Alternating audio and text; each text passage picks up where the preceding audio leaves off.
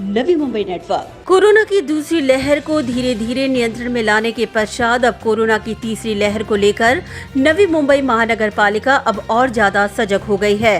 हाल ही में अभिजीत बांगर ने कोरोना की तीसरी लहर को मात देने के लिए किए जा रहे पूर्व तैयारियों की फिर से बारीकी से समीक्षा की। बता दें कि ऐसा माना जा रहा है कि जब नवी मुंबई में कोरोना की पहली लहर आई थी तो सर्वाधिक एक्टिव केसों की संख्या 3,688 दर्ज की गई थी और जब नवी मुंबई में कोरोना की दूसरी लहर आई तो सर्वाधिक एक्टिव केसों की संख्या 11,605 तक पहुंच चुकी थी। और ऐसे में अगर नवी मुंबई में कोरोना की तीसरी लहर आती है तो मनपा का अनुमान है कि 25,000 एक्टिव केसों की संख्या हो सकती है और अगर ऐसा होता है तो इसमें से आधे यानी कि 50% मरीज कोविड सेंटर में इलाज लेंगे, जबकि बाकी के 12,000 मरीजों के लिए अभी से बेड की तैयारी करने पर जोर देना पड़ेगा। और आयुक्त ने इसी बात को लेकर आरोग्य विभाग को अभी से तैयारियां करने पर जोर दिया। ऑक्सीजन और वेंटिलेटर।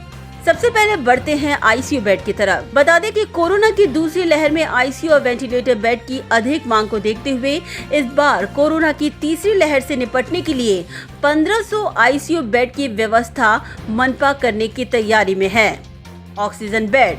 आयुक्त का मानना है कि अगर तीसरी लहर का सामना करना है तो नवी मुंबई के 3,000 ऑक्सीजन बेड में और 2,000 ऑक्सीजन बेड मिलाकर कुल 5,000 ऑक्सीजन बेड की निर्मित करनी पड़ेगी और इस दिशा में अभी से कदम बढ़ाने पर उन्होंने जोर दिया है।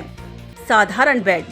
वहीं इन तमाम उपाय योजनाओं के साथ आयुक्त अभिजीत बांगर का मानना है कि सर्वसाधारण बेड की संख्या जो अब 4,000 है, उन 4,000 में और 4,000 बेडों का इजाफा कर कुल 8,000 सर्वसाधारण बेड की व्यवस्था भी इस तीसरी लहर का सामना करने के दौरान करनी पड़ेगी। बच्चों के लिए विशेष नियोजन।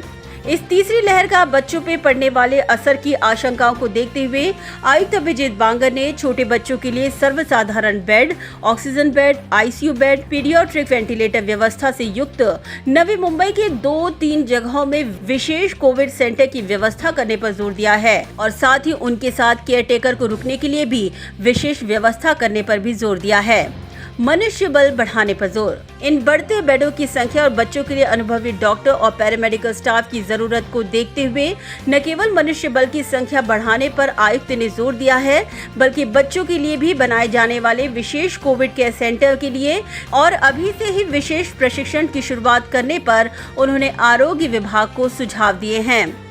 दवाइयों के पर्याप्त स्टॉक। इस तीसरी लहर से निपटने के लिए जरूरी है पर्याप्त मात्रा में जरूरी दवाइयों की उपलब्धता, जिसे लेकर आयुक्त ने अभी से दवाइयों की व्यवस्था करने और उसका उचित भंडारण करने का सुझाव मनपा आरोग्य विभाग को दिए हैं।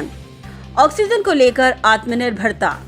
कोरोना की दूसरी लहर में ऑक्सीजन की कमी को देखते हुए पूर्व नियोजन करते हुए आयुक्त अभिजीत बांगर ने नवी मुंबई में 3 ऑक्सीजन प्लांट का काम शुरू करने का बीड़ा उठाया है और उसमें से पहले ऑक्सीजन प्लांट का निर्माण वाशी सिडको प्रदर्शनी केंद्र में किया जा रहा है, जो मई के अंत तक ऑक्सीजन निर्मित कर पाएगा और आने वाले समय में अन्य प्रकल्प का नियोजन करने को लेकर भी जरूरी समीक्षा की गई।